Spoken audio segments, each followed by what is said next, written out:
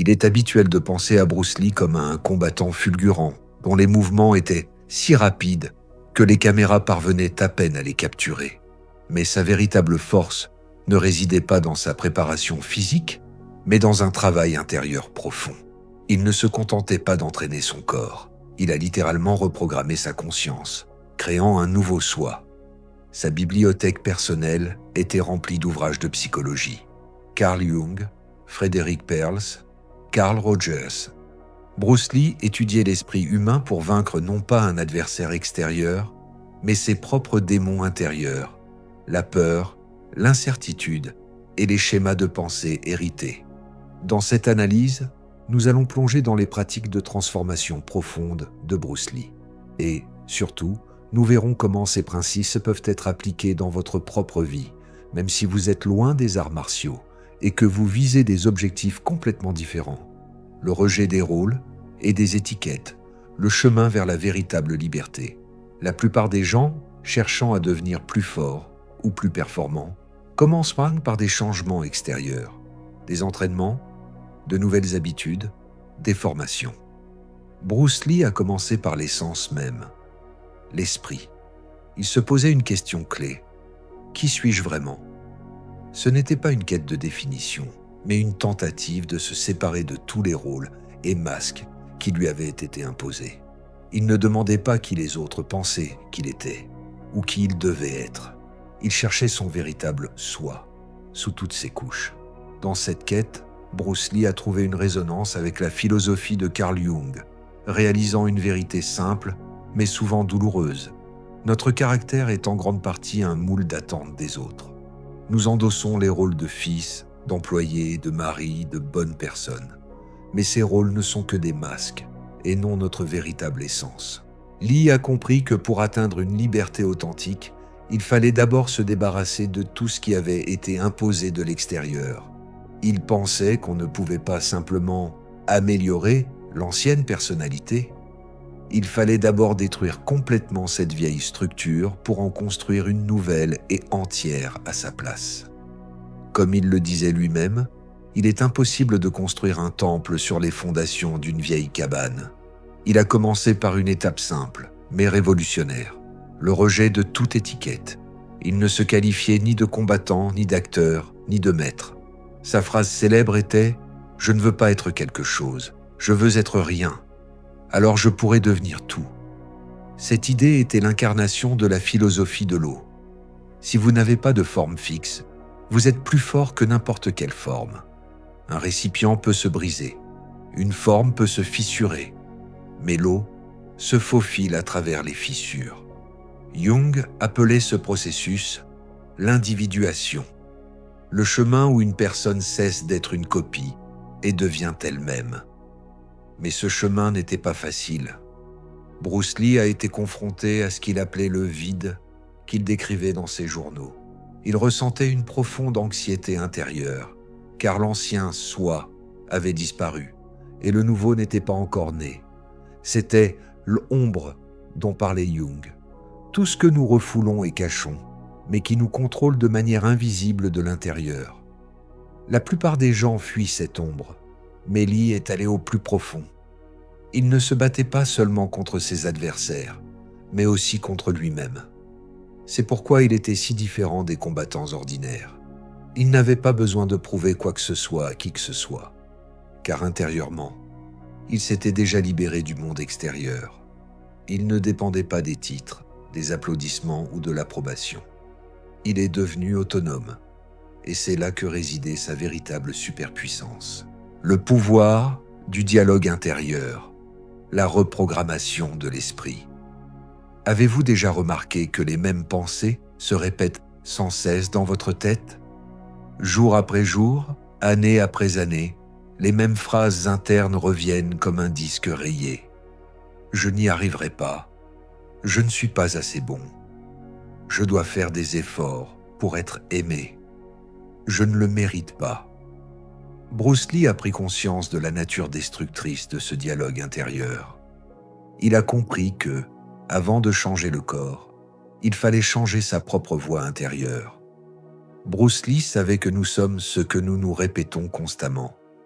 Si vous vous persuadez chaque jour de votre faiblesse, vous ne deviendrez jamais fort.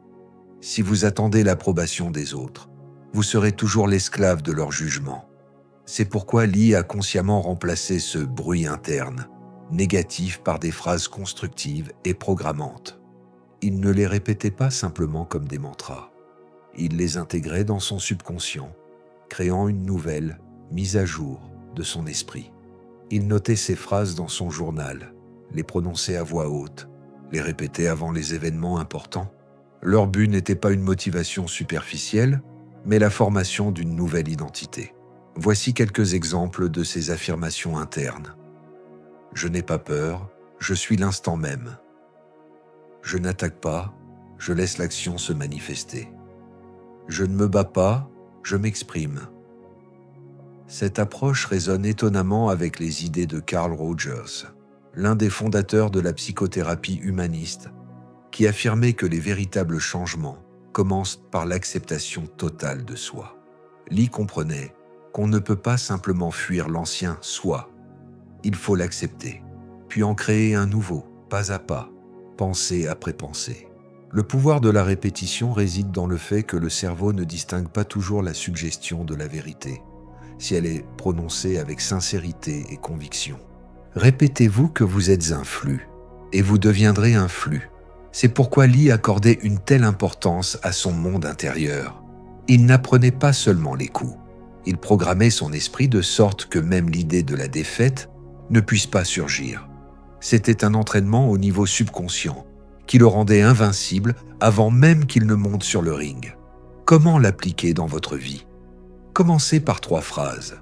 Choisissez celles qui reflètent votre version idéale de vous-même ou les qualités qui vous manquent. Par exemple, je suis calme, j'ai confiance en moi, je m'accepte tel que je suis. Écrivez-les, répétez-les, vivez avec elles. Laissez-les devenir votre nouvelle voix intérieure. Faites cela quotidiennement pendant 30 jours et vous remarquerez un changement dans votre façon de penser. En 90 jours, vous pouvez complètement transformer votre état intérieur. Vivre le futur, le transfert de conscience. Vous avez probablement entendu parler de la visualisation, mais Bruce Lee est allé beaucoup plus loin. Il ne se contentait pas d'imaginer qu'il gagnait, il vivait cette expérience avant qu'elle ne se produise. Il s'asseyait dans le silence, fermait les yeux et entrait mentalement dans le combat qui n'avait pas encore eu lieu.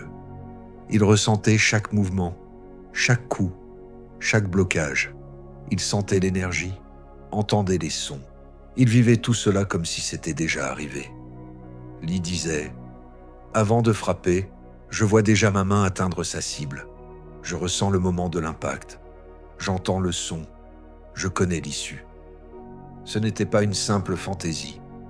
C'était un transfert de conscience complet dans une autre réalité. La neuropsychologie moderne confirme ce phénomène. Lorsque vous vivez une situation avec des émotions et des sensations fortes dans votre tête, le cerveau construit les mêmes connexions neuronales que lors d'une action réelle. En fait, vous pouvez vous entraîner sans faire d'entraînement physique.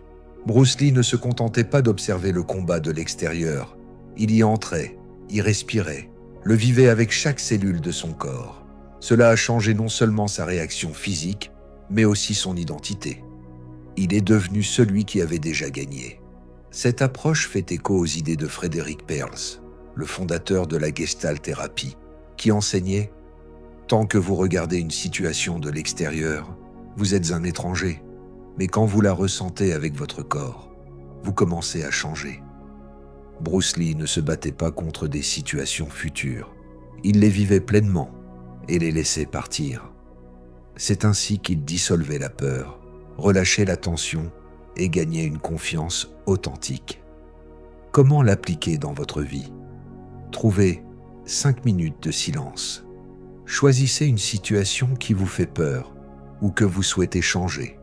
Par exemple, parler en public, une conversation difficile, un examen. Imaginez-la non pas comme un film, mais comme une expérience complète. Sentez tout, l'environnement, les odeurs, les émotions, chaque mouvement de votre corps, votre voix.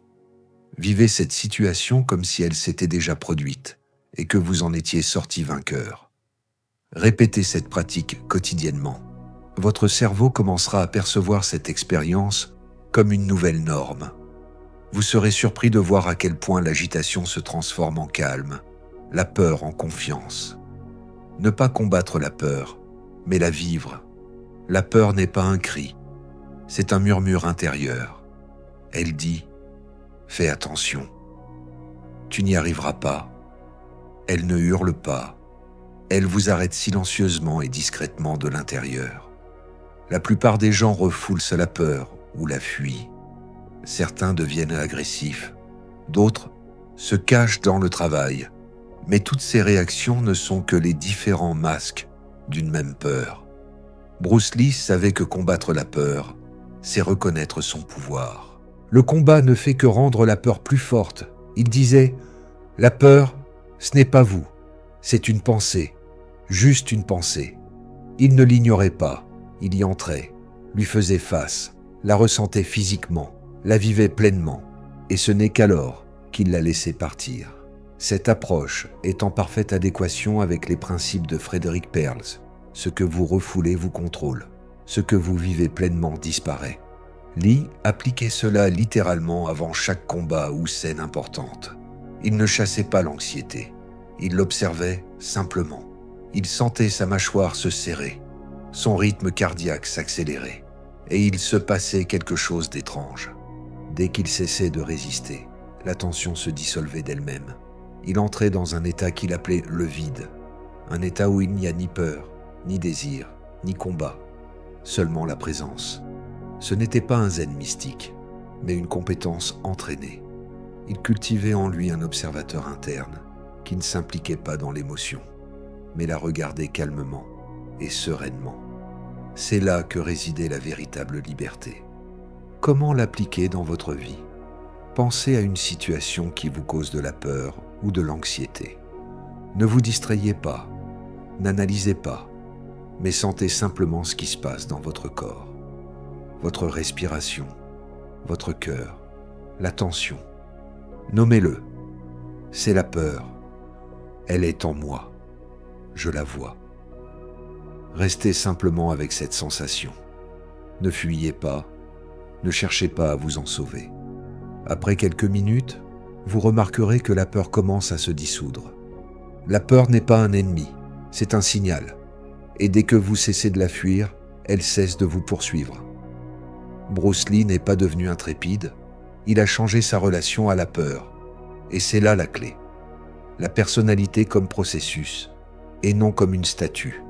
Nous pensons souvent que le « moi » est quelque chose de stable, de sculpté dans la pierre. Bruce Lee pensait différemment. Il écrivait « Je ne crois pas en un moi fixe. Je suis un processus. Je suis un devenir. » Il comprenait que la personnalité n'est pas une statue, mais une rivière qui change constamment.